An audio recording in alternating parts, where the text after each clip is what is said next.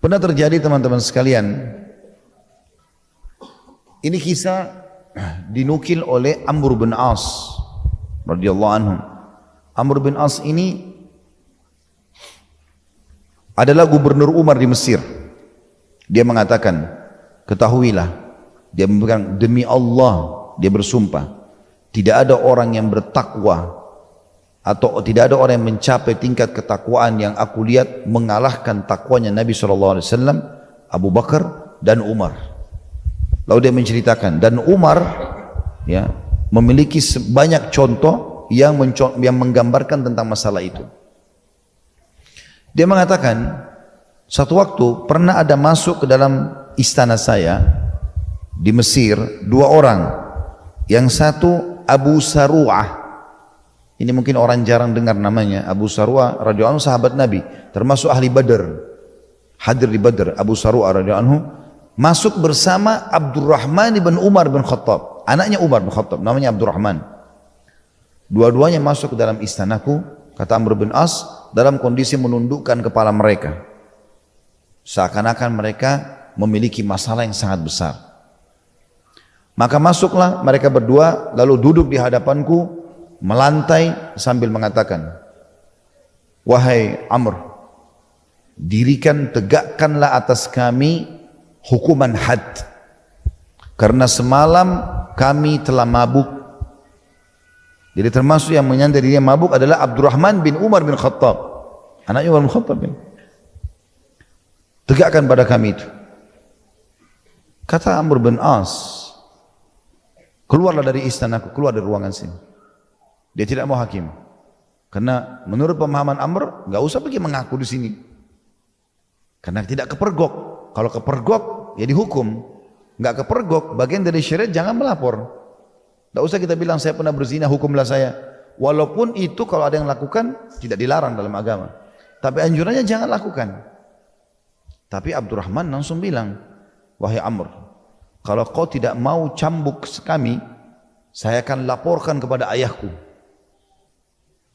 Begitu menangkap akan lapor kepada Umar, Amr bin As langsung berpikir, kalau dia tidak melakukannya, maka akan dilaporkan kepada Umar. Umar mungkin akan mencopotnya dari jabatannya, karena tidak mendirikan hukuman, sementara yang adalah anaknya Amir Mukminin.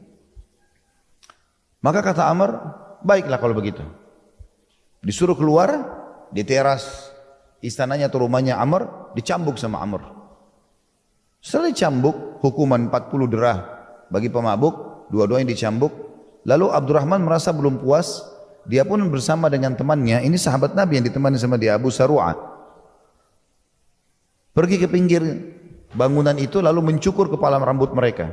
Salah satu yang dijalankan oleh para sahabat di zaman dulu itu, kalau mereka telah kena had. Had itu kayak tadi, kalau pezina dicambuk, pemabuk dicambuk misalnya, untuk membersihkan diri mereka, mereka gundur rambutnya juga, digugurin, dibuang. Setelah itu Amr berpikir, sudah berjalan, hukum selesai. Artinya kalaupun Umar tanya, dia bisa jawab gitu.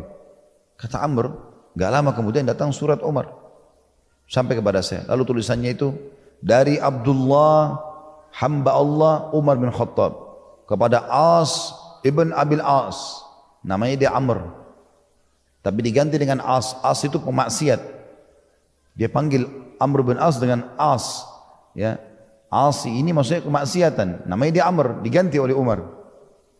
Kata Umar, seberapa jauh keberanianmu untuk melanggar peraturan-peraturan yang sudah aku tentukan? Bagaimana bisa kau menghukum Abdurrahman yang telah terbukti mabuk dan buat pengakuan? Karena kan dalam Islam, kalau orang datang mengaku, tidak butuh saksi. Misalnya dia bilang, saya sudah mabuk, hukumlah saya. Tidak butuh saksi lain, karena dia sudah saksikan dirinya. Saya telah berzina, rajamlah saya. Maka tidak butuh saksi. Tegak padanya argumentasi. Kata Umar, telah datang kepadamu Abdurrahman, anaknya Amir Mukminin, yang melakukan perbuatan. Lalu kenapa kau menghukumnya di teras rumahmu? Kenapa kau tidak hukum di tempat lain, umum, supaya orang semua lihat? Apakah karena dia anaknya Amir Mukminin? Dan kenapa dia cukur rambutnya hanya di teras rumahmu? Kenapa enggak di depan orang, biar orang semua tahu kalau dia melanggar? Maka kata Umar bin Khattab, kirim kepadaku sekarang Abdurrahman itu. Dan aku akan kirim dari Madinah Abdullah, anaknya Abdullah bin Umar, menjemput Abdurrahman. Amr bin As suruh siapkan. Dan disuruh, kata Umar, siapkan untuk dia keledai yang, keledai ini nggak layak untuk dipakai. Keledai yang biasa dipakai untuk narik gerobak. Memang nggak bisa, bukan untuk dilatih ngangkat manusia. Jadi ada perbedaan. Di zaman dulu ada perbedaan seperti itulah. Kayak mungkin kita sekarang mobil-mobil untuk angkat pick up, untuk angkat sampah-sampah dengan mobil yang dipakai untuk pribadi itu berbeda. Seperti itu kurang lebih. Jadi ini nggak layak gitu, disuruh naik itu. Dan ini meletihkan karena tidak pakai pelana. Kalau dulu hewan ditunggangi ditaruh pelana, kayak ada tempat duduknya di atas punggungnya supaya tidak sakit badan. Umar larang pakai itu. Suruh pakai keledai yang biasa dipakai untuk tarik barang dan tidak boleh ada pelananya. Sampai ke Madinah. Waktu itu perjalanan jauh sekali. Ya. Dari Mesir ke Madinah naik ini bisa sebulan lebih. Dalam kondisi seperti itu. Begitu tiba di Madinah, Umar bin Khattab lalu mengandang anaknya. Yang sudah capek betul. 1 bulan lebih jalan dalam kondisi begini dan kondisi sakit gitu.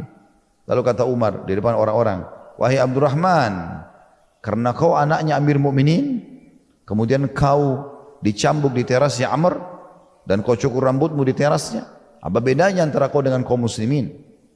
Ini bayangkan teman-teman ya, kita kalau pertemukan dengan di zaman kita sekarang, ada enggak pejabat yang mau begini, mempermalukan anaknya melanggar di depan umum untuk membuktikan hukum Allah itu harus diterapkan. Mereka malah sengaja membayar, menyogok untuk menutupi anaknya dari kesalahan. Dia malah memberikan pendidikan, enggak ada beda antara anak saya dengan orang biasa, semua sama gitu. Setelah cambuk, kemudian dibebaskan sama Umar. Gitu kan. Sebulan kemudian Abdurrahman meninggal dunia. Ada, kalau antum sempat baca kisah ini, ada sebagian orang mengatakan Abdurrahman meninggal karena cambukan Umar. Ini keliru. Ibnu Qayyim rahimahullah meluruskan itu.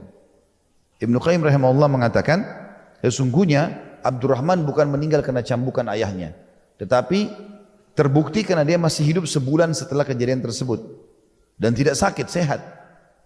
Cuma hukuman sudah selesai gitu kan. Berarti syubhat yang mengatakan Umar membunuh anaknya dengan cambukan tidak benar. Ya, terjawab itu.